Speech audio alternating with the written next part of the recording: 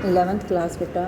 आज हम 6 chapter start कर रहे हैं, द 3 ऑर्डर्स यानी कि 3 वर्ग। इस चैप्टर में हम 9th to 16th सेंचुरी के बीच जो वेस्टर्न यूरोप है उसमें जो सामाजिक, आर्थिक और राजनीतिक चेंजेस हुए उसके बारे में देखेंगे।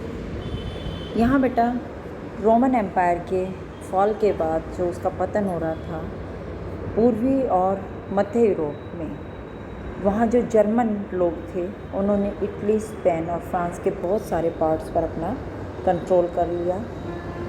और यह ऐसा इसलिए हुआ कि यहाँ कोई भी यूनिफाइंग पॉलिटिकल फोर्स नहीं थी और अपनी भूमि की रक्षा के लिए संसाधन जुटाना इनके लिए आवश्यक हो गया था।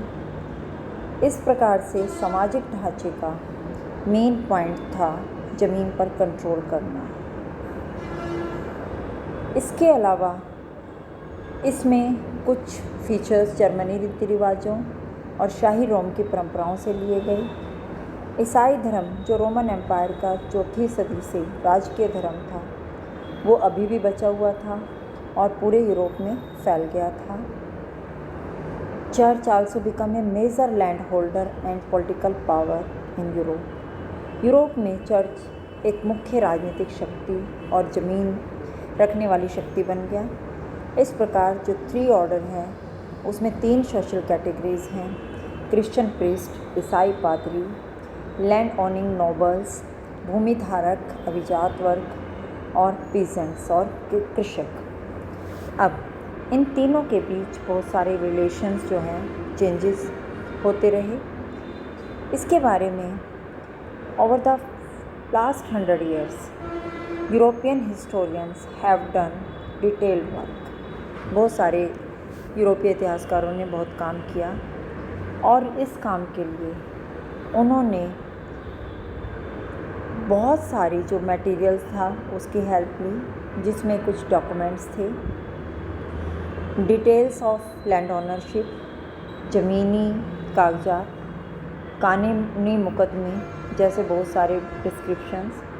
इसके अलावा जो चर्चेज़ में रिकॉर्ड थे बर्थ, मैरिज, डेथ के, उनसे उन्हें हेल्प मिली। चर्च से जो इंस्क्रिप्शंस मिल रहे थे उसके अलावा कुछ गीत, कहानियाँ या त्यौहार या जो कम्युनिटी एक्टिविटीज़ हैं उनसे भी इनके बारे में पता चलता था। और इन सब का इतिहासकारों ने अपने इतिहास को समझने में यूज़ किया। इन्हीं में से जो सामंतवाद के बारे में वर्क कर रहे थे, फ्यूडलिज्म के बारे में वर्क कर रहे थे, उनमें सबसे मुख्य विद्वानों में एक थे फ्रांस के मार्क ब्लांक, जिनका समय 1886 से 1944 तक का था। उन्होंने पॉलिटिकल हिस्ट्री, इंटरनेशनल रिलेशंस और ग्रेट जो ह्यूमन बींग्स हैं उनकी बायोग्राफीज़ की भी हेल्प ली। इसके अलावा ज्योग्राफी के इम्पोर्टेंस को भी समझने पर फोकस किया।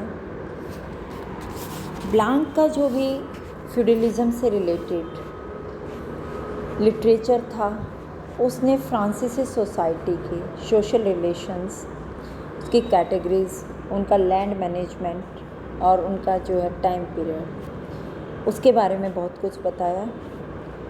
सेकेंड वर्ल्ड वार के टाइम में नाज़ियों ने गोली मारकर उनकी हत्या कर दी और इस तरह से उनका जो रिसर्च वर्क है वो अब थम गया, यानी कि वो रुक गया। इसके बाद हम नेक्स्ट टॉपिक में करेंगे।